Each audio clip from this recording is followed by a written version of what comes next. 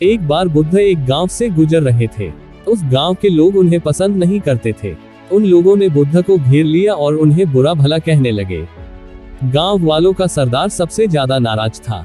वह तो बुद्ध को गालियां ही देने लगा, पर बुद्ध इस सब से बेपरवाह मंद मंद मुस्कुराते रहे।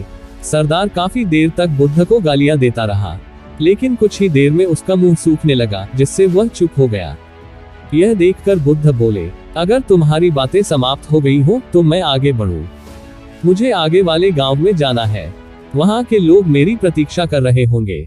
यह देखकर गांव का एक व्यक्ति बोला, हम लोग तुम्हारा अपमान कर रहे हैं, तुम्हें गालियां दे रहे हैं, लेकिन तुम इसका जवाब देने के बजाय मुस्कुरा रहे हो। तुम इसकी प्रतिक्रिया क्यों नहीं देते? बुद्ध बोले, वत्स, तुमने आने में तनिक देर कर दी।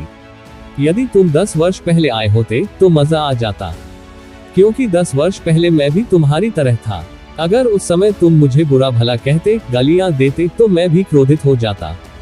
मैं तुम्हें इससे भी अधिक गालियां देता, हो सकता है हाथापाई पर भी उतर आता।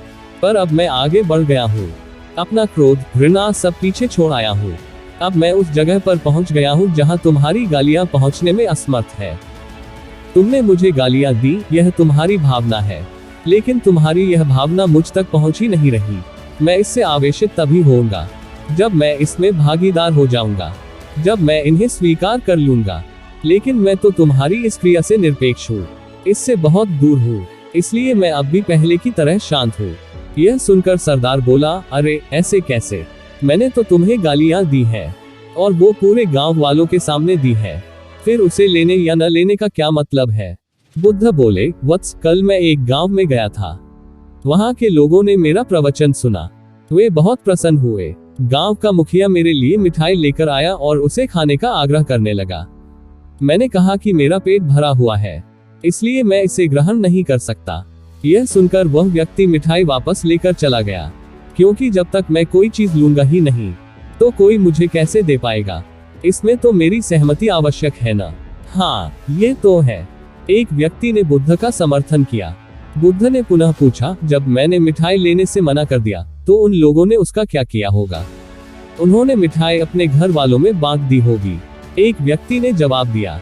बुद्ध ने कहा, ठीक कहा तुमने, उस मिठाई की तरह ही तुम मेरे लिए गालियां लेकर आए हो और चाहते हो कि मैं इन्हें ग्रहण कर लूं। पर भाई, मैं इन्हें लेता ही नहीं। अब बताओ तुम इनका क्या करोगे? उस व्यक्ति के पास इसका कोई जवाब नहीं था। बुद्ध पुनः बोले, मुझे तुम पर दया आती है वत्स। अरे, क्रोध तो मुझे तब आएगा जब मैं ये गालियां ले लूंगा, और जब मैं गालियां लेता ही नहीं तो क्रोध का तो सवाल ही नहीं उठता। बुद्ध की बातों पर सरदार ने कोई प्रतिक्रिया नहीं दी, शायद वह कुछ सोच रहा था। बुद्ध बोले, मैं अपनी आंखों से देख रहा हूँ कि गाली एक कांटा है, जिसे देने वाला व्यक्ति और लेने वाला व्यक्ति दोनों क्रोध से पागल हो जाते हैं। तो फिर तुम ही बताओ कि मैं आंखें रहते हुए भी कैसे कांटों पर चलूं? आंखें रहते हुए मैं कैसे गालियां ले लूं? और होश में रहते हुए मैं कैसे क्रोधित हो जाऊं? इसलिए मुझे क्षमा करो वत्स, मैं तुम्हारा उपहार ग्रहण करने में असमर्थ हूँ। कहते हुए बुद्ध ने अपने हाथ जोड़ दिए। बुद्ध की बातें सुनकर सरदार लज्जित हो गया, उसकी आंखें छलछला आई।